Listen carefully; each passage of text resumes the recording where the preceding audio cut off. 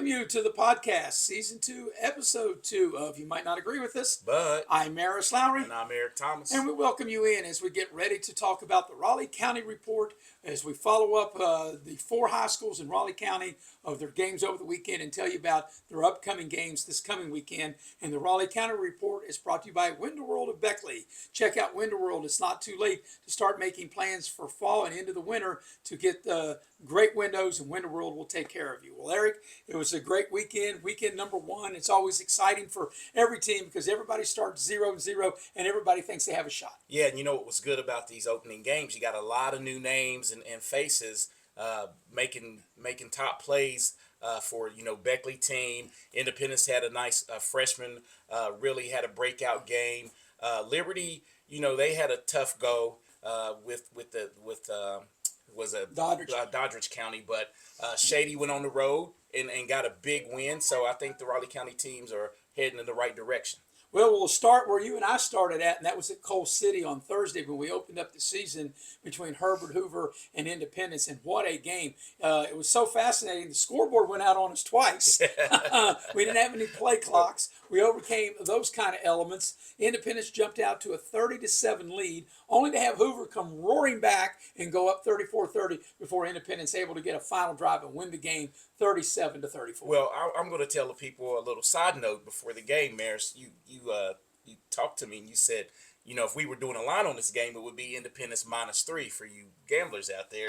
And the score ended up 37-34. And one point during the broadcast, it looked like Independence was going to really run away with it. But being a heavyweight match that it was, standing 8 count was only given to Herbert Hoover, and they rebounded. And I thought they had a chance to win, but Independence made a couple plays late to seal the victory. If you remember when Independence got that pick 6 to go up 23-7, they missed the extra point. And I said, boy, that extra point could really come back and haunt them. They got up 30-7. It looked like they were in a comfort zone. But just like that, you blinked. It was 30-28 at halftime, and then Hoover scored in the second half to take the lead. Yeah, and if my memory serves correct, I think there was a fumble on the kickoff. It was in the scoop and score. And just like that, I mean, football is a game of momentum, and 2 pretty evenly matched teams, man. The team that made the least amount of mistakes, which ended up being Independence, came out victorious. Well, with that big win by Independence and Coach Lilly, they'll be at home again this week. They'll be taking on Martins Ferry, Ohio. And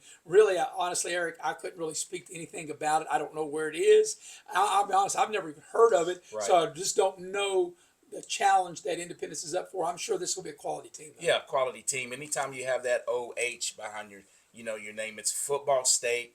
They have a lot of good teams from top to bottom, so I'm sure it'll be a challenge for the Patriots. Then on Friday night, you and I were in Glen Daniel as Liberty opened their season, and I said on the broadcast, I don't know if you realize that, but this is our 5th year together, and in the 5 years we've been together, we've done the Liberty opening game every year, and that was the case again this year. And Doddridge County stepped up from single A to double A. Boy, Doddridge County's got a nice team as they beat Liberty 41-6. Yeah, well-coached team in Doddridge County. I mean, they had the numbers too. We counted close to 50 players, and athletic across the board, big linemen, good running backs, a great team. But I knew it was going to be that kind of night for Liberty because I told you going to Liberty was one of my favorite things, the national anthem, where they had the horse run out after the anthem with the flag, right? And so they cut the horse. Yeah. So they might want to get that back because that horse was real exciting, and they said, well, we just didn't want to clean up after the horse. I can understand that, especially if you're the person they told it had to do it. Hey, man, everybody's got a job to do. Right. Well, I don't want that to be my job. Then we'll also move on where Video Productions was Friday night. They were at Van Meter Stadium, and now you can say the Pete Curlicerto Field at Van Meter Stadium. Bill O'Brien and Mark Montgomery had that, and a big Beckley victory. And with that game, it's like a tale of 2 games. Yeah. Beckley got up 20-0. Washington came roaring back, tied the game at 20. Beckley went up 27-20. Washington looked like they was going to get the tying touchdown. It got called back, and then Beckley pulled away to win 41-20. Yeah, a big holding penalty called back what would have been the go-ahead or tying touchdown. And it showed me a lot out of that Beckley team. We had the chance to view them in preseason, and Cabell Midland, it's not the Cabell Midland of old, but it's still a very good team for this state. And Beckley seemed to kind of manhandle them a little bit. in some sequences in that game, and I think Beckley's going to be real good moving forward. Of course, Beckley will have a huge task. Eric, you and I will be there Friday night at Pete Carroll Serto Field Van Meter Stadium on Video Productions. Beckley, their arch rival Greenbrier East. Greenbrier East coming off a huge win on the road at Riverside, 39-27. And it looks like they broke in a new tailback. I think his last name is Godfrey. He did a little research. He ran the ball like 19 times for like 180 some yards. So I think it'll be strength on strength. If Greenbrier East is going to come in and try to, shove it down Beckley's throat, I think Beckley's offense and defensive lines are really a strong suit for them. So that will be interesting to watch. And when it's a rival game, I think Greenbrier East is going to come in here a little mad because it's a little lopsided victory last year. I think the biggest largest margin of victory in the series. History of the series. So and also as of late, Beckley has been winning this series. They've won since the COVID year. Beckley hasn't lost to Greenbrier East since the COVID year of 2020. Yeah, so they've really kind of put the foot on their throat. Now, we know how this town feels about Greenbrier East, and we definitely know how Greenbrier East feels about this town. So it always brings the best out on both teams. Yeah, and by the way, that game will kick off at 7:30. Eric and I will be on the air on Friday Night Video Productions at 7 o'clock with the 7:30 kickoff. By the way, I failed to mention Liberty's opponent. They will be home against Pikeview, and Pikeview came off a big 50-8 win over Summers County. So Liberty, after losing to Doddridge County, that's another big step up Liberty's got to take on because Pikeview's AAA. Yeah, I was going to say, and the numbers, it's going to be a numbers game for Liberty. Their core 11 to 15 players can battle, but if you get an injury, you get someone tired, they just don't have the numbers right now to really step up a class, especially a AAA Pikeview. And last but certainly not least, Shady beating St. Albans the first time ever the two teams played. Shady goes on the road and wins 40-0. And I'm not maybe so much a surprise that Shady won, but maybe when I heard and saw the score 40-0, congratulations to Coach Carl Serto. But 40-0, I thought the game would be a little tighter. But, from what I haven't had a chance to watch the replay, but what I've been told, Eric, that Shady had their way with them on the ground. Yeah, I heard they looked really good. And anytime you can pick up a road win, I mean, it's good. And to go down into the valley, as we call it, down anywhere in Charleston, Putnam County, anywhere down that way, it's tough to win on the road. And I know it had to be tough for Coach Colasurto, Vince, being at that game, knowing his dad was at, getting the field named after him, but I heard it was 70 plus Colasurtos there. Right, so and the only two were Vince and Field that were coaching Shady that night and couldn't be there. And of course, Shady has a tough game, their home opener on Friday. They're taking on Jameson Road. Jameson Road got a huge victory on the road Saturday. They played at Roan and they played, I got it here. Williamstown. Williamstown beat them 26-25. And Williamstown's perennial playoff team. Yes. And I had a chance to see the final play of that game.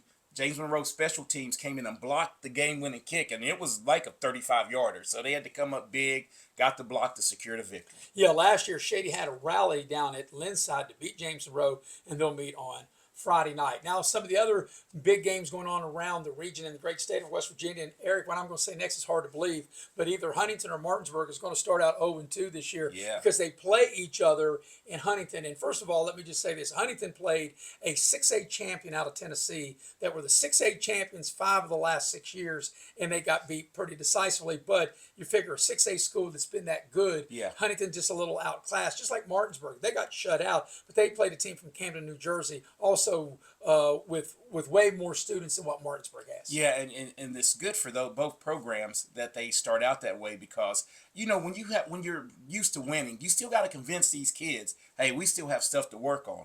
And I think these coaches wanted to have a tough game, so both of those teams, hey, reality check. Look, we're here, but we need to get here. And this last game, the last 2 games that Huntington and Martinsburg have played have come down to like the last series. I think Martinsburg had to stop Huntington on a 2-point conversion. Right. Beat them by 1 point. To beat them by 1 point. I mean, Huntington was going for the win and to get to the state championship. So both great well-coached teams, skill position players everywhere. I'm looking for a dogfight. And the thing about this game, I think you would agree, Eric, the team that loses, it goes 0-2, they'll probably say, hey, we played the best 2 teams on our schedule. Yeah, they will. And when you look down the schedule, and that's no disrespect to anybody Right, else no left on the disrespect to schedule, but anybody, yeah. we played our best two teams the last week of August and the first week of September. And of course, we'll have the Battle of Mercer County taking place on Friday in Princeton. Bluefield got a huge win against Graham, their arch rival. They'll travel about 8 miles across the county to take on Princeton, who got a big win on the road at Capital. Well, I would say this. The demise of the Bluefield program, I think they would say, hey, we're back. Don't forget about us. Yeah. I mean, Princeton better not overlook this game because Well, being a rival, I don't it's think a they rival, will. but Princeton's had a lot more success, Yeah. and I think if they look ahead, this Bluefield team could trip them up because they have line skill position. Freddie Simon can coach, and their quarterback, who was a freshman last year, a year under his belt. I saw him get interviewed, and he pretty much said this. They said, well, we're playing Graham. How did you know you were going to win? He said, well, I just felt our players were better than their players. Well, not only that, you touched about Beckley Greenbrier East rivalry, that Beckley had the largest win in the series last year. Princeton, the way they beat Bluefield, that was the biggest win in that series. And that was on Bluefield's home field. The game at Princeton, and that always should be a classic game. Yeah, and if you think about this Princeton team, they have the best quarterback in the state, and I mean, I'm not saying it. A lot of people are saying right. it. And the way with his production, but Mosser, he might be the top wideout in the state because he had 9. I think it was like 12 catches or something against Capital for like 179, and they're using them in the backfield. Had a chance. They're moving them around. So this coach who came from Parkersburg South is really offensive coach, and I think he's moving his weapons around. And they will be a tough out in AAA. Yeah, you and I will get a chance to see Princeton when they come to Beckley. We'll have that game on Video Productions. And 2 other teams that we'll get to see, Riverside, they'll be on the road at Oak Hill. We'll have Oak Hill against Independence. We'll have Oak Hill at Beckley. Oak Hill had a kind of squeak by over Nicholas County, but they got the win. Riverside fell to Greenbrier East. They'll meet in Fayette County over at Oak Hill on Friday. Yeah, and that will be if you're Riverside, you don't want to go 0-2. They've had some tough times here of late. A lot of coaching changes, but look for them to come up, and that's the Battle of Fayette County, isn't? Well, Riverside is in Kanawha County. No, they're in Kanawha County. Yeah, it's close enough to almost take be. my West Virginia history again. It's close enough to almost be Fayette County, but it's Yes, actually in Kanawha County. It's in Quincy. Quincy, West Virginia is where Riverside is. Yeah, so I look forward to see who comes out on top in that. All right, so what do we have to do with this podcast? You need to like, share, and subscribe at Warden Broadcast Network, YouTube, not YouTube Television. My producer keeps telling me I'm getting it wrong, so please help me out. Yeah, we got to get right. And our producer is Regina Thomas, not only producer and director, but founder of the podcast. So we got to tip our hat to Miss Regina Thomas. Also, to let our viewers know that if you have a comment that you want to make, or a question or a suggestion for Eric and I, or both of us, or whatever the case may be, you can put it in the comment section, and we'll try to answer as many as we can. Hopefully we'll get more and more as they come in. And just know, we might read it, but we probably won't agree with you. Well, we might, because that's the name of our podcast. All right, now we'll switch gears to college football. We've got a lot of things to talk about here, and the College Football Report is brought to you by Massey Power Sports. Power your adventure. So where do we start? I guess we start at the beginning, and the biggest game over the weekend was, well, there were several big games, but we'll start with the very first game, the high noon kickoff, which was Ohio State and Texas. A battle of 1 versus 2. Ohio State, the defending champion, they hang on and they win the ball game 14-7. Yeah, it was toe-to-toe. Great defensive plays made the whole contest. And ironically, the first touchdown scored in the game was C.J. Donaldson, the transfer Former West Virginia player. from West Virginia, and they're using him. He's big. He looks bigger, stronger, and faster. And it was good to see him. I don't have sour grapes that he went to Ohio State because we have a little rooting interest there a little bit now. But what a great game. But Texas will bounce back, as you said. They have a great quarterback, great program. They'll be in the final playoffs. And that's why it's so great about the 12-team playoff, because under the old system, you lose that first game, you pretty much have to win the remainder of them. And now, by also being in separate conferences, Texas, even though they're 0-1, they can still go and make it by winning their conference. Yeah, and the thing is, winning that conference is going to be tough, but I still think even a 2-loss Texas team makes it, because if you look, you're on the road at the defending national champion, and I know your quarterback had Manning on the back of his jersey, but all those players on that Ohio State defense, there's 4 or 5 first rounders, on the defensive side of the ball for that Ohio State Buckeyes. And they showed it also. Oh man! And maybe one of the biggest surprises of the day was the way that Florida State, not necessarily the way Florida State beat Alabama, but the way they beat them. Is they knocked Alabama, they punched them in the teeth, and they beat them 31-17, and it just did not look like what we're used to seeing from Alabama. Yeah, but it looked like old flashes of old Florida State though. Florida right. State, and this is tough. When Alabama when Saban was there, they were the most athletic team at every position. Right. Florida State made them look way less athletic. Alabama's wideouts were good, quarterback decent, but defensive line, Florida State dominated the offensive line of Alabama, and that always was a strong suit of Nick Saban teams. Eric, in my opinion, this looked like the most pedestrian Alabama team in the last 15 years. It really did. They struggled to score 17. They struggled. Right. It was a struggle. Yes. It was a battle. And then, of course, the nightcap was the battle between the Tigers. I said the Tigers were going to win, but you and I both called LSU to beat Clemson. And perhaps I think that might be the biggest win of the weekend on the road as LSU takes Clemson down 17. Even out of all the games that were played, I think it's tough to win. In what they call Death Valley, but I think LSU. You and I both said LSU is the real Death Valley. That's the real Death Valley, but for them to go on the road, and all the talk was about the Clemson quarterback, but I think the LSU quarterback made a statement, and Kelly, he needed that. He needed that. He needed that win. He could say what he wanted to, and you agreed with me on this one. I said that if he lost that game, he had the hottest seat in America. So he can get them off their back for at least 2 weeks. And Eric, not only that they won, but I think how they won after being down and the way they rallied to win and the way they shut Clemson out in the second half. Yeah, in the second half, they made some adjustments and came out and really played a good ball game in that second half. Then the Sunday night game, Miami beats Notre Dame 27-24. And I tell you, it looked like that Miami was like going to run away and hide. And I'll say this, Miami dominated in the trenches, and they won the turnover battle, and they won the game. And even though, as a Notre Dame guy, by losing the game, I think there was still, obviously Notre Dame people disappointed, but I think C.J. Carr, I think they found him a quarterback. So I can say this, though.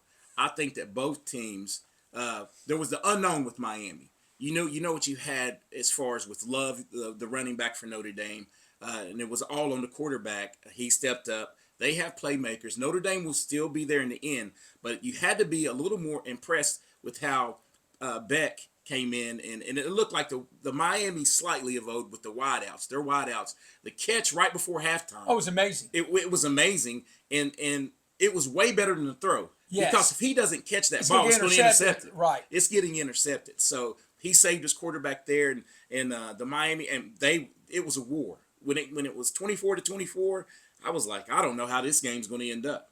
It was good. And the fact Notre Dame able to battle back but not pull it out. But I'll say this, see if you do agree with me on this. After watching all the games, like I felt last year, Ohio State was clearly the best team at the beginning of the season, middle of the season, at the end of the season. Even though they lost to Oregon and they lost to Michigan at the end, I felt they had the best roster. But I think if you could take all these top teams we talked about, I don't really see one team being that much better than the other. Hey, not at all. But I think now, the way there's parity this year, more than ever, those first round home games or second round, you get a bye. Second round you get to play at a neutral home site. At a neutral site in a bowl game. But I think that's going to help the teams. Like if it's a close, both teams are close. It's tough to go and win in someone's building.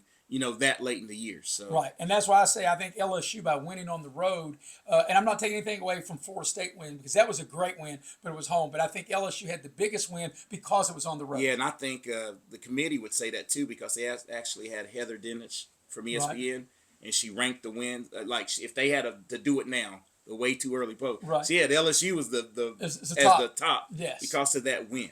Yes. Now we take a look a little closer to home. We'll start with the West Virginia Mountaineers. The Mountaineers beat Robert Morris. Of course, they were up 10-3 at halftime, and then they really turned it on. I wasn't able to really watch any of that game. I know you were able to watch some of it, but the Mountaineers did what they were supposed to do. They win going away 45-3. Yeah, they handled business, and it was 10-3 at halftime, but turnovers. They just laid the ball in the cart. Right, every chance they got in the red zone, they could have easily had 28 points. In that first half, they amassed 600 yards of offense. Had a receiver go for 140, one of the transfer portal guys, and I think Nico Marshall, the quarterback, I think he really solidified himself. But he didn't do it. I mean, he didn't do anything to disappoint. And I think here moving forward next week, which we'll talk about, that is a tough game. I think going to Ohio, especially with the team, whole new roster, and not knowing what you really have. Well, that goes to show, like I said, it doesn't matter who you play. If you put the ball on the ground, that's what happens, and it could be tough. But they found a way. Now, Marshall, Georgia beats them down, but Marshall stayed within the number for those people who do that just for fun. Who we called that one too. We called that one too. But here's the thing: I thought Marshall had some struggles at the quarterback position. Yeah, didn't look like they had their thumb on who's the starter. I mean, they played three, right? They had some flashes, but yeah, they're going to have to figure that out, and that's what Coach Tony Gibson said in his presser. Okay, we need to do what with our podcast? We need to like, share, and subscribe. Warden Broadcast Network at YouTube.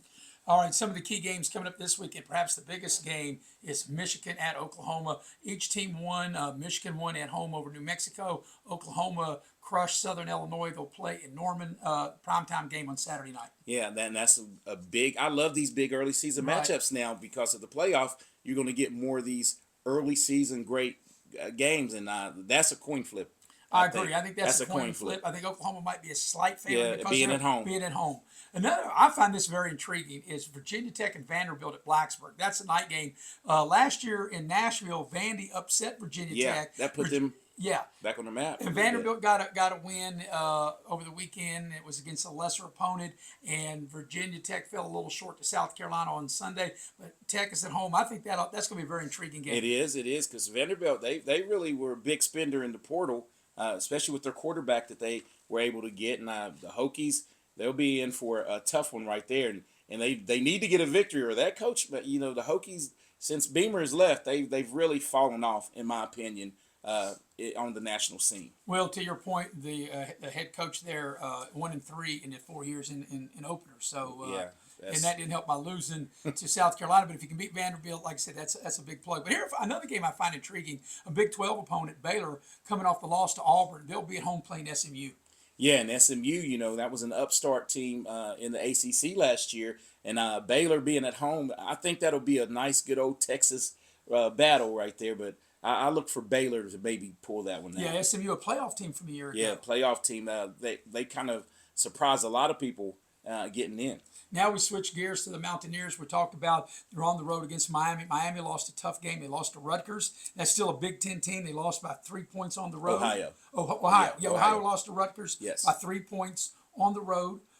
So now West Virginia has to go to Athens. And, of course, I think Rich Rodriguez made the comment that who scheduled this because they're not going to schedule games like this on the road under my watch. Not under his watch, he said. Not on my watch. We don't want this game. That's a tough game. And if you want some recent history, folks, just go look at the Iowa State team winning there last year. And they said they had injuries. They said whatever. They went in there and got their butts kicked by Ohio. Yeah, so this is going to be a tough one. Yeah, odd.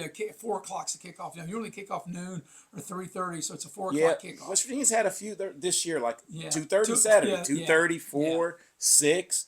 They're trying to switch it up whenever they can get the TV controls. I know. And Marshall, their home opener, and I find this really intriguing when they played Missouri State. Missouri State gave up 73 points to Southern California. They were in Los Angeles last weekend. They're going to be in Huntington, West Virginia this weekend. So it can amazing from your players from walking in such an iconic, historic place that held the Olympics back in 1932 in the Los Angeles Memorial Coliseum, where the Rams and all the great things that have happened in that venue. Now to this weekend to be in Huntington, West Virginia. They're going to be in the Joan. I think you're trying to talk about the Joan, man. Well, you're talking about iconic in the Coliseum to Huntington, West Virginia. I'm just saying going from L.A., the second largest city in the country, to Huntington, West Virginia. You're right. But hey, with this Marshall team coming off that loss, they'll be licking their chops if they watch that defensive tape and say, well, that team put up 73. We might have a chance to score this week. Yeah, now, granted, Marshall's no Southern Cal, but when I watched a little bit of Missouri State and USC, it looked like Missouri State was playing with like 6 guys on defense because they were throwing the ball to slow tight ends and they were running 60 yards for touchdowns. I'm just saying it. So Marshall kicks that off at 6 o'clock. All right, now it's time to switch our gears to the National Football League. And that report is brought to you by Modley's Plumbing and Heating. You can dial up Modley's at 304-253-HELP. And we have to do what with the podcast? You have to like, share, subscribe at YouTube, Warden Broadcast Network. Man, producer's going to kill That's me. right. The producers is on us. She's up here putting all kinds of fingers up. As long as she don't put the wrong one up, right? I know she would never do that. And we appreciate all the hard work for Regina Thomas. The fact that she just got to put up with you and I, produce and direct. She really's got to direct us. I don't know about producing us, but she needs to direct us. That's right. All right. The National Football League, the season opens up this week. And Eric, to near and dear to your heart, first of all, before we talk about Dallas and Philadelphia, a quick thought about Micah Parsons getting traded to Green Bay. Well, I'm just moving on. Hate to see him go. I think he's a top 2 or 3 defensive player in the league, but I just think after a while it got personal. And when you're the owner, general manager, you're not going to. If you take it personal, you're going to get. You own the team, so he did what he had to do. Got a couple draft picks, so I'm ready.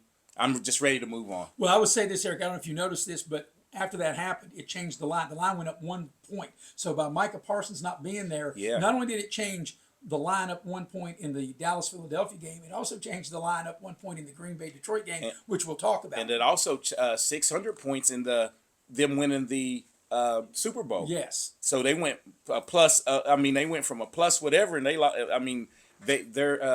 going to be a solid to win the Super Bowl pick. But I still say this: you gotta go out there and play. It's NFL rosters, so next man up. You're not going to replace them, Parsons, but those guys that are left, they still think they can play. And I would say this: if I'm Dallas, I would rather play Philadelphia the first game of the season on the road because they get them at home like in December, and who knows what the situation could be by then. So you'd rather get that game out of the way, I think, early in the season. And well, Dallas, this is their 3rd time being the opening game, and they're 1-1. So we'll see what they can do Thursday. Also, a divisional game. We talked about this on our last podcast. The Kansas City Chiefs will play the Los Angeles Chargers in Brazil. And like I said, I'm okay with them playing in foreign countries, in London, Spain, Germany, Brazil, but I just don't think they should play division games because the Charger fans are really upset that they don't get a division home game against the Kansas City Chiefs and with all the star power that the Chiefs have. Yeah, and this is the year that they say that the Chiefs are most vulnerable in the division. They say the Chargers have a great shot. So if I was a Chargers fan, I would be a little upset as well. So do you think Travis Kelce getting engaged to Taylor Swift, is that going to bring his game down, or is that going to boost his game to another level, or neither? I think neither. I think Travis is a baller. He goes out there. If he has a bad game, it's just because the defense had a good scheme against him. It has zero to do with Taylor Swift up in that box. Absolutely. First ballot Hall of Famer for sure. First ballot. All right, we'll move on into the Sunday's game. Of course, the main 1 o'clock game Sunday are the New York Football Giants coming to the nation's capital to take on the Washington Commanders. And the Commanders 1 game away from going to the Super Bowl last year with Jaden Daniels. And, of course, the Giants historically have played Washington really tough. Yeah, so, and this is the game that I really cherish. I love to go watch it with your brother. So you can root against him? So I can root against him, the Giants. Well, he'll be rooting for the Eagles. That's right. That's the only time he'll root for the Eagles on Thursday. And that's how our relationship is. But the thing I want to see, everybody's going to say that Washington has a chance to take a step back. But I just think it won't be, even if it's a close game, I think the Giants are taking a step forward. I agree. I think they've gotten better. Their roster's Defensively, better. Defensively, they're better. So even if this is a close game, you can't come out and go, even if the Giants would happen to upset Washington, you can't say that Washington took a step back. I just think every team now in the NFC East has gotten better. And it's going to be like the old days. It's going to be some wars. And I would say this. I think it's a big feather in Washington's cap, obviously, to sign Terry McLaurin because they were going through similar stuff of Michael Parsons. I don't think it ever got personal. It didn't get personal. It never got to that. It didn't get personal. It went maybe a little longer for Washington fans. Yeah, but I'm all for the guys getting paid. I mean, we sit as the consumer, as a football consumer, and go, man, I can't believe that they're paying that guy $33 million. But if the owners are able to pay that, you know what they're making per game? They're making $1 million on beer sales. Yes. Especially if your brother goes to the game. Yeah, and you too. All right. Now, the late game is the game we talked about. Will take place at Lambeau Field, the Detroit Lions and Green Bay Packers. And when Micah Parsons went to Green Bay, it went from the Packers a 1.5 favorite to a 2.5 point favorite. Yeah, I saw that. And it's still disrespectful a little bit to the Lions.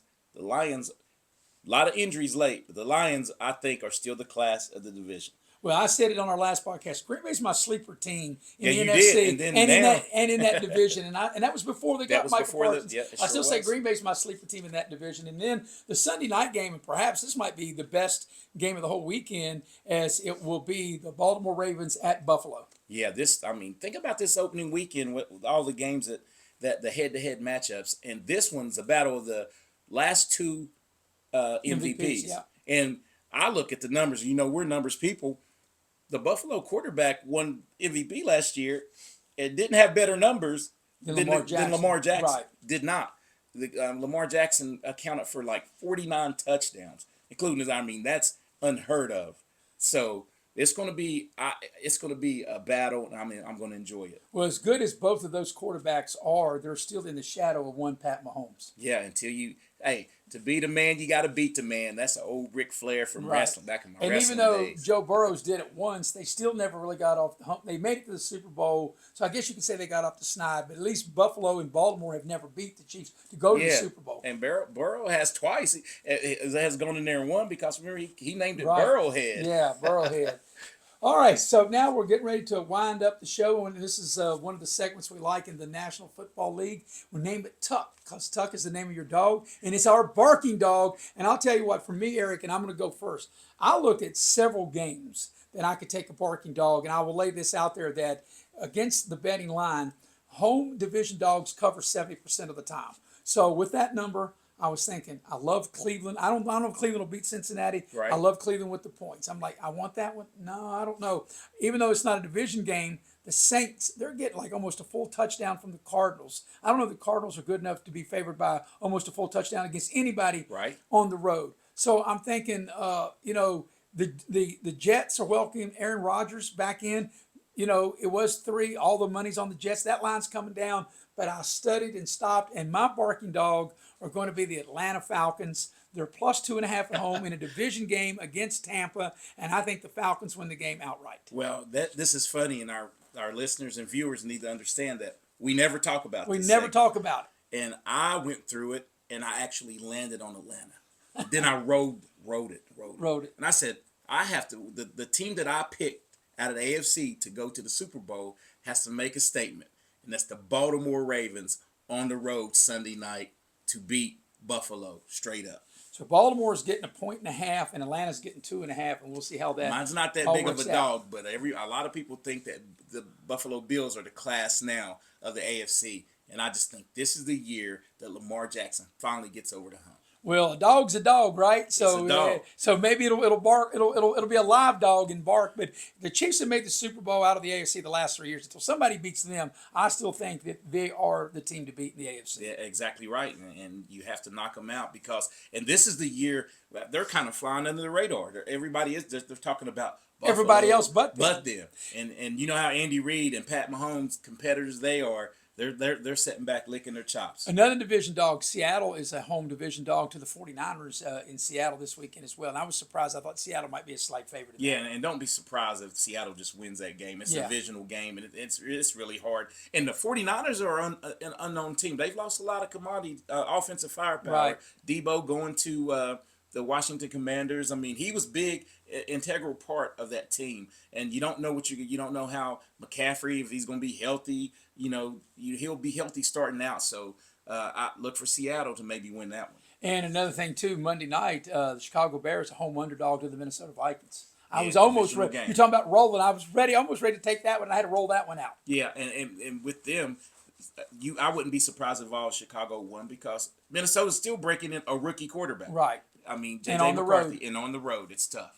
Well, all right. So we will be out and about doing this podcast. Next Monday, we'll be at Pasquale's. So you can show up at Pasquale's. We'll be there at 7:30. That is September the 8th. That's where we'll be.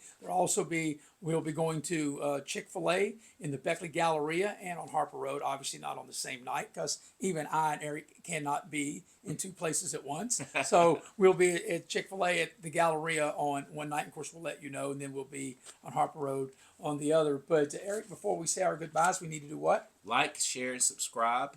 Warden Broadcast Network on YouTube.